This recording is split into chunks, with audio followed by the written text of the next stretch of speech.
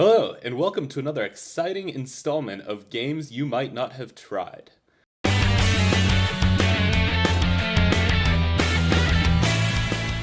The usual disclaimer, these games are not all masterpieces.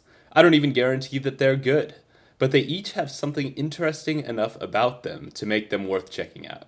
So let's kick this off with the new indie game, You Are Not a Banana. This game is from a new studio. The game begins with the introduction of the sleeping protagonist in a classic home setting that harkens back to the beginnings of the Pokemon games and A Link to the Past before them. However, it promptly shatters this homey setting with a nightmarish dreamscape reminiscent of The Binding of Isaac that could have dripped directly from H.P. Lovecraft's pen. The game includes a strangely effective balance between familiar 8-bit Earthbound-like settings and sudden unpredictable dives into the uncanny valley. The entire saga culminates into an experience that directly parallels Kafka's The Metamorphosis, when, spoiler alert, you become a banana. Dead by Daylight is a game of hide-and-go-seek with a healthy dash of horror. In this asymmetrical multiplayer horror game, 4 players hide, with 1 player hunting them down to attempt to murder each before daylight. This establishes a unique dynamic of play in which the hiders cannot actually fight back against the overwhelmingly powerful, murderous player, somewhat deconstructing the power fantasy inherent to most video games. The game's effective use of anticipation at the prospect of being crushed by an unstoppable monster is a step in the right direction towards creating our industry's first true Lovecraftian horror game, as we fleshed out in Why Games Do Cthulhu Wrong. However, that being said, the game's graphics and animation leave a great deal to be desired in a game that leans rather heavily on gruesome murder sequences. Additionally, the gameplay progression lacks the meaningful forward momentum or dynamism that a narrative usually supplies, and that needs to be supplemented in a multiplayer horror to really be effective. Fundamentally, this asymmetrical approach to gameplay and its combination with elements of horror is interesting, but its use of tension is underwhelming compared to games like Battlegrounds, as we described in the pacing of PUBG.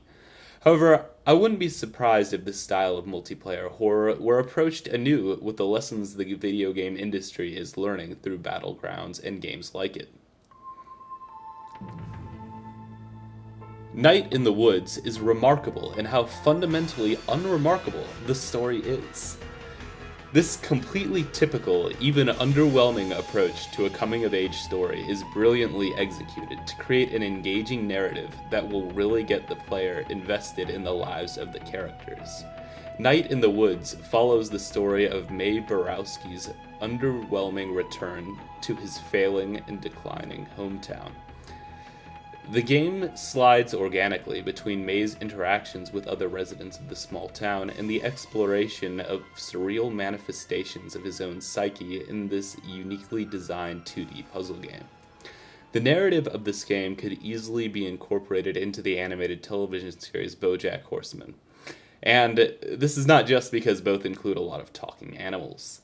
What this game and BoJack Horseman each accomplish is the creation of a unique lens of social commentary and ennui to consider the nature of our own humanity. The choice, in both cases, to use animals in place of humans forces players and viewers, respectively, to consider what humanity means and really analyze the aspects of society and existence in general that they otherwise might have passively accepted.